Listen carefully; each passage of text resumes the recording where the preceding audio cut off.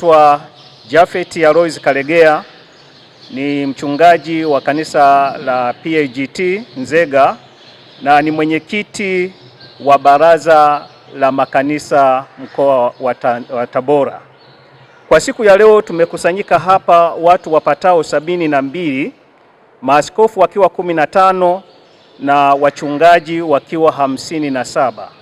Tumekutana kwa ajili ya tukio ambalo limetokea jana la kusitishwa kwa mkutano wetu, nasi tumekuja na kauli ambayo tunahitaji kusema ili kwamba jamii iweze kujua na vyombo vya habari viweze kujua na Watanzania wote waweze kujua. Kwa hiyo tunalo tamko letu ambalo litazungumzwa na kiongozi wetu ambaye tumemkaribisha. Karibu katibu kwa ajili ya kutamka matamko yetu. Asante sana. Majina yangu naitwa mchungaji Lamek Hazina wa kanisa la PAGT Bonde la Mapambano, ni katibu wa CPCT umoja wa makanisa ya Kipentekoste katika mkoa wetu wa Tabora. Kwa idhini ya mwenyekiti na baraza letu la leo la maaskofu na wachungaji wanaounda umoja wetu kikatiba katika mkoa wa Tabora, naomba kutamka yafuatayo kutokana na mkutano uliopo katika mkoa wetu wa Tabora.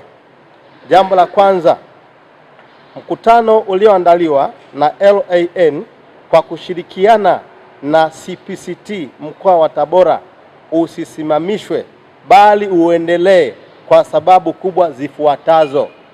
Moja, uchunguzi wa makosa na tuhuma zilizotajwa na Mheshimiwa Mkuu wa Mkoa wa Tabora bado unaendelea na hatujapewa majibu rasmi kwa barua au kwa namna yoyote ile ya kwamba mambo hayo ni ya kweli au la. Hivyo tunapongoja uthibitisho huo, tunaomba mkutano huu uweze kuendelea kwa ajili ya faida ya wananchi wa mkoa wa Tabora kwa ujumla.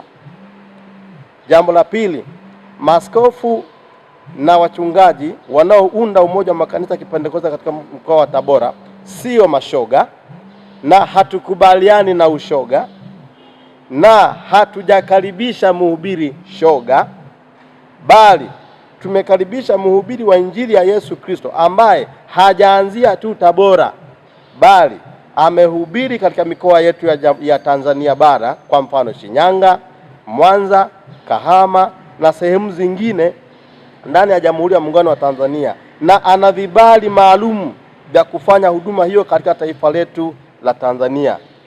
Na si hivyo tu, yeye mwenyewe anapingana na anakemea ushoga, na tuna ushahidi wa baadhi ya mahubiri yake katika kukemea ushoga.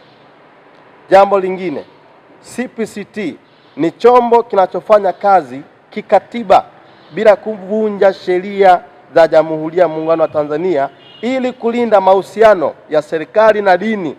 Hivyo tunaomba vyombo vya habari na kamati za ulinzi na usalama ngazi ya wilaya na ngazi ya mkoa muendelee kutoa ushirikiano wa kutosha tunapoendelea katika mkutano huu na tunapoendelea kuihudumia jamii yetu katika mkoa wa Tabora kupitia mkutano huu wa ALN. Jambo lingine, Mheshimiwa Mkuu wa Mkoa amefanya maamuzi bila kushirikisha maaskofu, bila kushirikisha wachungaji wanaounda umoja wa makanisa ya Kipentekoste katika mkoa wetu wa Tabora kikamilifu. Jambo lingine, sisi CPCT mkoa wa Tabora hatuna mahusiano yoyote na hivyo viashiria vya alama za LGBT kwa namna yoyote, na imani yetu inapingana sana na mambo hayo. Hivyo mhubiri wetu mwenyewe anakemea ushoga na ushahidi tunao. Jambo la mwisho, moja ya kazi muhimu ambayo inafanywa na CPCT, yani Baraza la Makanisa ya Kipentekoste katika mkoa wa Tabora na nchi nzima, ni kushirikiana na serikali katika kuimarisha umoja na mshikamano katika taifa letu, kati ya serikali, viongozi wa dini na wananchi kwa ujumla. Lakini tamko la mkuu wetu wa mkoa wa Tabora linakinzana na juhudi za Rais wa Jamhuri ya Muungano wa Tanzania za kuhakikisha kwamba Tanzania inabaki kuwa salama na na kuimarisha uhusiano mwema kati ya viongozi wa dini na jamii yote kwa ujumla. Mungu awabariki sana na asanteni kwa kutusikiliza. Nimkaribishe sasa kiongozi wetu katika mkutano wa ALN atoe ufafanuzi juu ya kile kitabu ambacho Mheshimiwa Mkuu wa Mkoa alikishika na kutoa ufafanuzi wake. Karibu. Majina yangu naitwa Mwinjilisti Paulo Ndutu. Mimi natoka huduma ya A Light to the Nation. Nafanya kazi na mtumishi wa Mungu Mwinjilisti Dana Morey kwa miaka mingi sasa, miaka kama 7. Ninaomba tu nifafanue kile kitu ambacho kilifafanuliwa na mkuu wa mkoa jana kwa habari ya huduma yetu kujihusisha na watu wanaojihusisha na mapenzi ya jinsia moja. Kwanza naomba nilikatae hilo. Hilo halipo. Huduma yetu ni huduma ya kimungu kabisa, na mtumishi wa Mungu ana heshima zake kabisa. Yeye ameokoka, ametumika pamoja na mwinjilisti marehemu Reinhard Bonke kwa miaka mingi, mpaka pale Mungu alipomuita na akaanzisha huduma ya A Light to the Nations. Na tuna makao yetu makuu. Tuko tayari kwa serikali yetu ya Jamhuri ya Muungano wa Tanzania, mkiwa tayari kutuchunguza, tuko tayari. Makao yetu makuu ya Afrika yako Rwanda, sehemu moja panaitwa Bugesera Nyamata. Karibuni sana. Najua serikali yetu tuna mahusiano mazuri na nchi ya Rwanda, tunaye balozi wetu kule. Kwa hiyo karibuni, serikali yetu mnaweza kukenda kuchunguza pale. Lakini kule Marekani Chicago, ambako ndio makao makuu ya huduma yetu, na penyewe tunawakaribisha kutuchunguza. Tunao balozi wa Marekani Tanzania huko Marekani. Kwa hiyo tunawakaribisha, tuko tayari kuchunguzwa. Huduma yetu tunasimamia mambo matatu. Jambo la kwanza ni kuhubiri neno la Mungu kwa waliopotea. Jambo la pili kuhamasisha kujenga mwili wa Kristo, na jambo la tatu tunasaidia wenye uhitaji. Na tumefanya hivyo nchi nyingi. Kule Ukraine tumejenga vituo vingi vya watoto yatima miaka mingi iliyopita. Hata nchi za Afrika Mashariki, Uganda tumefanya, Burundi tumefanya, Rwanda tumefanya, na hata hapa Tanzania, kwa sababu sio mara ya kwanza kuweza kufika. Sasa naomba nifafanue hiki ambacho kilielezwa kwamba kina mahusiano. Alama hii ni alama ya kiganja yenye vidole vitano. Haina mahusiano yoyote na kitu kinachoitwa ushoga. Waandishi wa habari, ninyi mnaweza mkaingia Google mkajaribu kusearch. Alichokionyesha mheshimiwa jana ni kitu ambacho kinatumiwa na watu wa stationery, wakiwa wanachapa vitu mbalimbali. Ukiandika hands with vectors, hands with heart vector image, utaiona hiyo image ya mikono mingi. Haina mahusiano yoyote na watu wanaojihusisha na mapenzi ya jinsia moja. Kwa hiyo naomba nilikanushe kabisa hilo. Sasa kwa nini tukabuni nembo hii katika vitabu vyetu lakini katika mpira? Jambo la kwanza, kama tunavyojua, watoto hupenda kujifunza kwa kuangalia, kwa kupenda kuangalia rangi. Walimu wanajua hilo, na saikolojia ya mtoto ndivyo ilivyo. Mtoto anapenda kujifunza kwa kuangalia. Ndio maana wanawekewa katuni, ndio maana wanabuniwa vitabu vya watoto viko namna hiyo. Sasa tuliweka kiganja hiki kikiwa na maana kamili. Hata jana kwa mkuu wa mkoa walipotukaribisha, tuliweza kuelezea namna ambavyo nakwenda kuelezea sasa hivi. Inamaanisha nini hivi vidole vitano? Hii picha ambayo ina alama ya kopa inamaanisha upendo wa Mungu kwa mwanadamu. Ndiyo maana yetu tulioiweka hapa. Na huu upendo wa Mungu kwa mwanadamu, yako mambo matano ambayo mwanadamu anapaswa kuyakumbuka, ambayo tukienda shuleni tunawaambia jambo la kwanza, tunawaambia vijana wafanye hivi.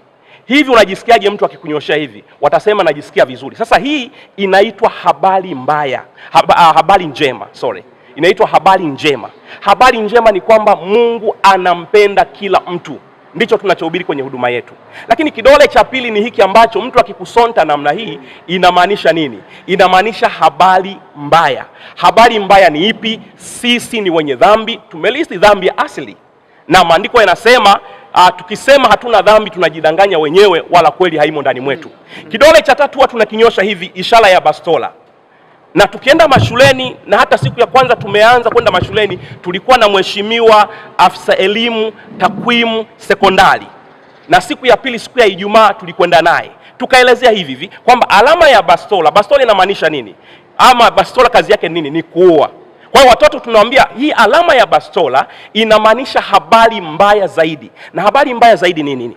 Mshahara wa dhambi ni mauti. Kwa tunawafundisha watoto, mkiishi katika maisha ya kutenda dhambi, maana yake mkifa iko jehanamu ya moto. Lakini kidole cha nne tunawaambia watoto wanyoshe hivi. Hii inamaanisha suluhisho. Suluhisho ni nini? Suluhisho ni kuacha dhambi, na suluhisho ni kwamba Yesu alikufa msalabani kwa ajili ya maisha yetu. Lakini kidole cha mwisho huwa tunawaambia hiki ufanye nini sasa? Tunawaambia muamini Yesu ama muamini Mungu kulingana na imani yako, nawe utaokoka. Kwa hiyo na tukaviweka pia kwenye mipira kwamba watoto wanapocheza mipira wakumbuke ule ujumbe ambao tumewafundisha. Lakini mpira huu uko na emojis ama vikatuni hivi. Katuni hizi zinamaanisha nini? Zinamaanisha ule ujumbe ambao nimeusema sasa hivi. Kuna katuni ya kwanza inatabasamu. Hii katuni inamaanisha habari njema, Mungu anampenda kila mtu. Lakini katuni ya pili imekasirika, inamaanisha habari mbaya, sisi ni wenye dhambi. Katuni ya tatu imekasirika sana. Imekasirika sana katuni ya tatu. Inamaanisha nini? Habari mbaya zaidi, mshahara wa dhambi ni jehanamu. Katuni ya nne inaanza kutabasamu kidogo.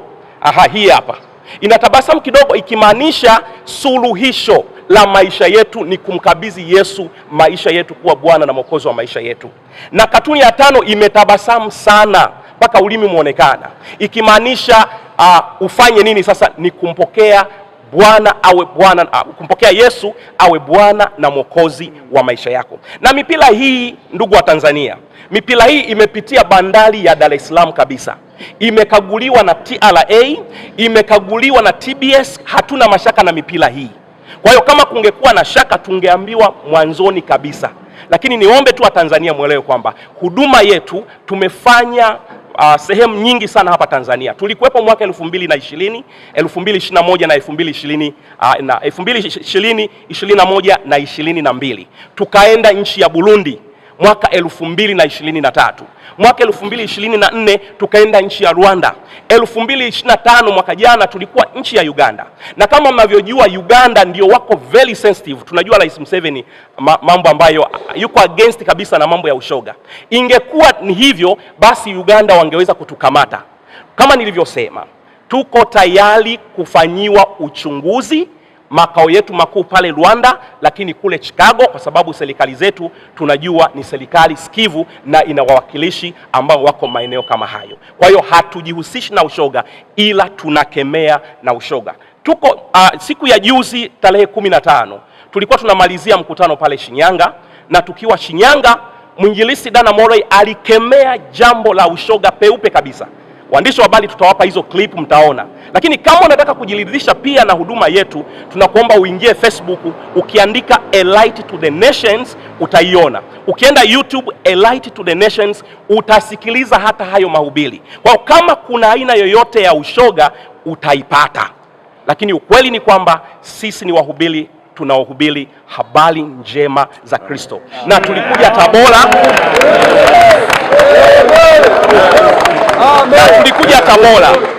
Tumekuja Tabora, tumefuata utaratibu kamili.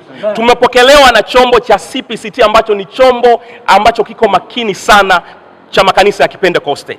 Na tunashirikiana na makanisa yote. Baada ya kupokelewa tulipewa vibali maalum. Tuna vibali vyote vya mkutano tunavyo. Tuna vibali vya kufanya matangazo. Na hata tarehe 6 ya mwezi wa pili, viongozi wetu wawili walikwenda ofisi ya mkuu wa mkoa wa Tabora, wakampatia mipira miwili na akafurahi. Akasema kwamba anatukaribisha. Sasa kama jambo lingekuwa lina ukakasi, basi toka mwanzo kabisa angeweza kufafanua vizuri ama kutuita kutuchunguza. Lakini tunasikitika sana kwa sababu kiongozi wetu mkubwa anayeheshimika sana, anaheshimika na serikali ya Marekani, anaheshimika kwa wainjilisti wote, na huduma yetu ya Nuru kwa Mataifa ni huduma kubwa inayofanya vizuri eneo la uinjilisti. Kwa hiyo hatujihusishi na mambo ya ajabu, lakini tupo kumhubiri Kristo ili kwamba awe Bwana na Mwokozi wa maisha yetu. Lakini jambo la mwisho ni waombe wa Tanzania muelewe kwamba ile siku ambayo tumekwenda kuanza kutembelea mashule, tulipatiwa kibali kabisa na serikali ya hapa Tabora.